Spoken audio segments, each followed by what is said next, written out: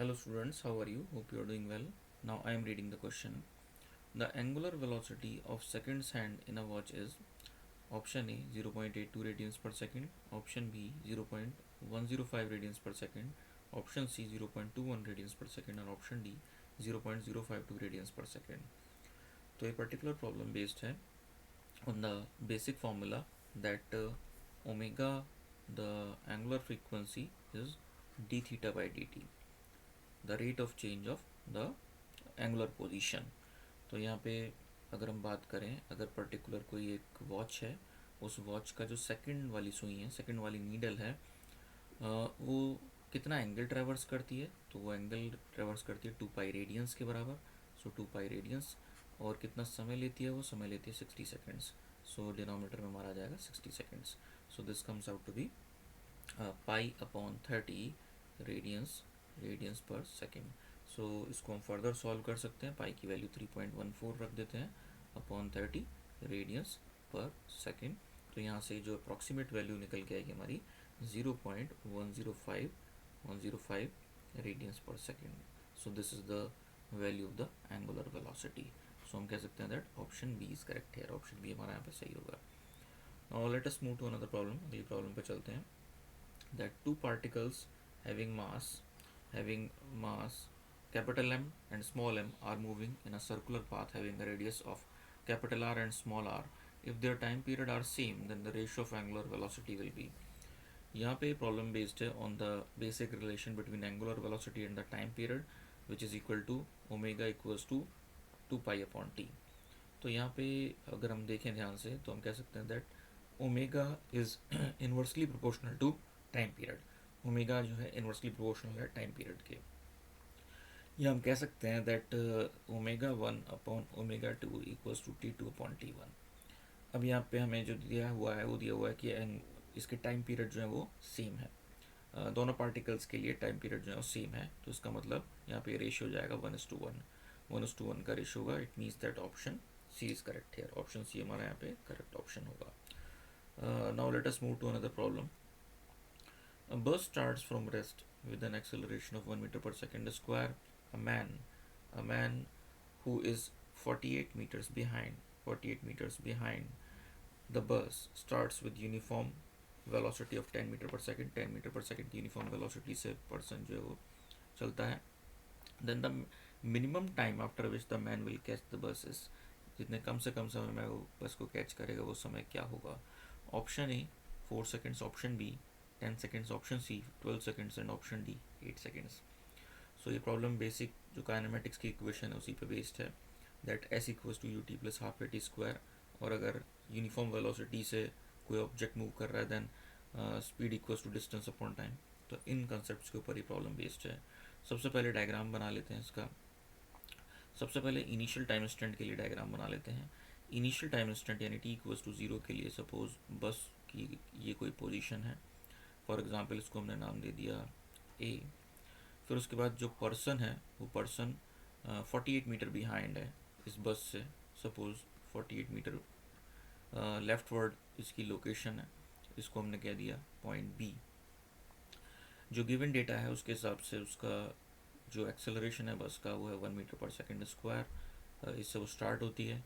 You इसका 0 होगा क्योंकि इनिशियल वेलोसिटी है तो ये 0 होगी. पर्सन जो है उसकी यूनिफॉर्म वेलोसिटी है ऑफ 10 मीटर पर सेकेंड. 10 मीटर पर सेकेंड इसकी यूनिफॉर्म वेलोसिटी है. पूछा हमसे गया है कि कितने देर बाद वो पर्सन उस बस को कैच कर लेगा. तो यहाँ पे at a later time instant, for example later time instant जो है इनकी कोई नई पोजीशन है बस की और उस पर्सन की सेम पोजीशन है. उस सेम पोजीशन पे वो पर्टिकुलर पर्सन और बस होंगे यहाँ पे. और सपोज़ उस पॉइंट को हमने नाम दे दिया है सी. तो सी पॉइंट पे जो है ये बस की और उस पर्सन की सेम लोकेशन है. तो यहाँ पे जैसा हम देख रहे हैं एक समय लगेगा, एक ड्यूरेशन होगा जिसमें बस सी तक पहुँचेगी ए से और वो पर्सन बी से सी तक पहुँचेगा. उस पर्सन को नेचुरल सी बात है कि उसको जो है ज़्यादा डिस्टेंस कवर करनी पड़ेगी ऑफ 48 मीटर्स की ज़्यादा डिस्टेंस कवर करनी पड़ेगी. यहाँ पे हम एक डेटा अज्यूम कर लेते हैं. फॉर एग्जांपल ए से सी तक की दूरी हमारी है x, इसको हम x मान लेते हैं। तो हम यहाँ से कह सकते हैं that x equals to U T plus half A T square. Equation हम लगा सकते हैं। u हम रखेंगे ज़ीरो क्योंकि बस के लिए इनिशियल वेलोसिटी है zero, plus half A T square, A is given as 1 and T square. T की वैल्यू हमने रख दी यहाँ पे कैपिटल टी, बिकॉज हमने यहाँ पे टोटल जो समय लगा उसको नाम दे दिया है capital T, so capital T square. तो यहाँ से हम कह सकते हैं that x is equal to T square upon two. So this is our equation number 1, ये हमारी इक्वेशन नंबर 1 हो जाएगी। अब हम उस पर्सन के लिए इक्वेशन ऑफ मोशन लिखते हैं। यहाँ पे वो पर्सन का एक्सेलरेशन जो है वो ज़ीरो है, तो हम सिंपल फार्मूला यहाँ पे यूज़ करेंगे that speed equals to distance upon time, and speed is given as 10 equals to distance is basically 48 plus x upon time taken is capital T. तो यहाँ पे हम रेस्पेक्टिव वैल्यूज पुट कर देते हैं, तो जाएगा 10 equals to 48 plus T square by 2 divide by T. तो इसको हम फर्दर सिंप्लीफाई करते हैं तो हमें क्वाड्रेटिक इक्वेशन मिलेगी, T square minus 20t plus 96 equals to zero. यहाँ से हम टी निकाल सकते हैं, T is equal to minus B plus minus root B square minus 4ac upon 2a, roots हम निकाल सकते हैं इसको। तो जाएगा 20 plus minus square root of B is here minus 20, तो इसका स्क्वायर हो जाएगा 400 माइनस 4 इंटू ए है हमारे यहाँ पे 1 और सी है हमारे यहाँ पे 96।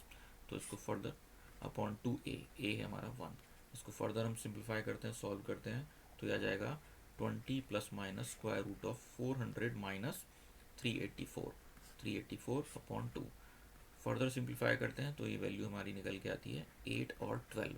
यहाँ पे दो रूट आएंगे 8 और 12, लेकिन हमें यहाँ पे मिनिमम टाइम पूछा गया है, तो मिनिमम टाइम हम यहाँ पे लेंगे 8 सेकेंड्स, 12 हम नहीं लेंगे। तो यहाँ पे हमारा ऑप्शन डी करेक्ट होगा क्योंकि हमसे मिनिमम टाइम पूछा गया है। Now let us move to another problem, दूसरी प्रॉब्लम पे चलते हैं। The angle for which the maximum height and horizontal range are same for the projectile is. तो ये प्रोजेक्टाइल मोशन से रिलेटेड प्रॉब्लम है। इसमें ऑप्शंस दिए हुए हैं, option A is 32 degrees, option B is 48 degrees, option C 76 degrees and option D 84 degrees. तो यहाँ पे जो बेसिक कंसेप्ट यूज़ हो रहा है वो हो रहा है द फॉर्मूले for the maximum height and horizontal range. Maximum height और हॉरिजॉन्टल रेंज के लिए जो फॉर्मूले हैं वो हमारे यूज़ होंगे। यहाँ पे गिवन है कि हॉरिजॉन्टल रेंज और horizontal range and maximum height जो है वो इक्वल है, यानी H max equals to R. H max यानी मैक्सिमम हाइट का फॉर्मूला हमें पता है u square sine square theta upon 2g। Range का फॉर्मूला हम जानते हैं u square sine 2 theta upon G. तो यहाँ पे यू स्क्वायर से यू स्क्वायर कैंसिल आउट हो जाएगा, जी से जी कैंसिल आउट हो जाएगा। So we can say that sine square theta upon 2 equals to, and we know that sin 2 theta is equal to 2 sin theta into cos theta। यहाँ sin theta से sin theta हमने cancel out कर दिया, तो हम कह सकते हैं that tan theta equals to 4, और we can say that theta equals to tan inverse 4 and tan inverse 4 is 76 degrees। तो यहाँ से C की वैल्यू हमारा C ऑप्शन हमारा करेक्ट आ जाएगा, एंगल की वैल्यू हमारी आ जाएगी 76 degrees. Now let us move to another problem, दूसरी प्रॉब्लम पे चलते हैं। A bullet is dropped from the same height when another bullet is fired horizontally. They will hit the ground. Option A depends upon the mass of the bullet. Option B depends upon the observer. Option C one after another and option D simultaneously। तो यहाँ पे एक particular problem है इसमें कि ये कहा गया है कि एक पर्टिकुलर बुलेट है उसको जस्ट केवल ड्रॉप किया गया है नीचे की तरफ, फिर दूसरी सिचुएशन में उस बुलेट को जो है दूसरी बुलेट को जो है फायर किया गया हॉरिजॉन्टली।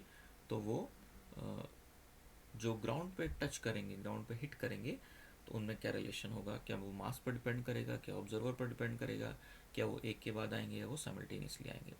सो इसका आंसर होगा वो साइमल्टेनियसली जो है ग्राउंड पे आएंगे, बिकॉज अगर हम ध्यान से देखें तो दोनों ही बुलेट्स के लिए vertical component of velocity zero, vertical component of velocity zero है, और इफेक्टिवली हम देख रहे हैं उसका जो पोजीशन इनिशियल पोजीशन से फाइनल पोजीशन तक जो वर्टिकल डिस्प्लेसमेंट है वो कॉमन है, वो सेम है। तो इस वजह से हम देख सकते हैं कि इनिशियल वेलोसिटी भी सेम है उन ऑब्जेक्ट्स की और वो सेम हाइट ट्रेवर्स कर रही हैं। So irrespective of which speed the second bullet is hit, basically they will take the same time लेंगे, वो एक साथ ही वो पहुँचेंगे क्योंकि वर्टिकल डिस्प्लेसमेंट भी सेम है और वर्टिकल डायरेक्शन में इनिशियल वेलोसिटी भी सेम है। That is why option D is correct here. Option D हमारा यहाँ पे सही होगा. So hope you understand these problems. Thank you.